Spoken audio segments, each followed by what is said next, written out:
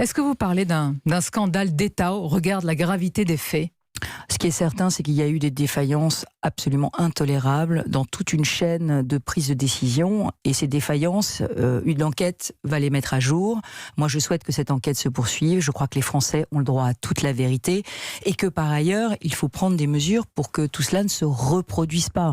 Et donc, il faut ne pas avoir peur des conséquences et des enseignements qu'il faut en tirer. Mais vous dites, Valérie Pécresse, défaillance intolérable. Est-ce qu'un ministre de l'Intérieur qui connaît une attaque sans précédent au sein même du système policier et de renseignement peut rester en place et être crédible dans cette lutte ? Écoutez, pour moi, l'objectif n'est pas de faire une chasse à l'homme. L'objectif, c'est de faire une chasse à ses défaillances. Et pour cela, il faut d'abord poser clairement le diagnostic. Qu'est-ce que c'est qu'un radicalisé islamiste ? C'est la première des questions. On en parle, mais personne n'arrive à définir précisément de quoi on parle. Eh bien, moi, je vais vous le dire. Un radicalisé islamiste, c'est une personne qui pense que la loi religieuse est au-dessus de la loi de la République.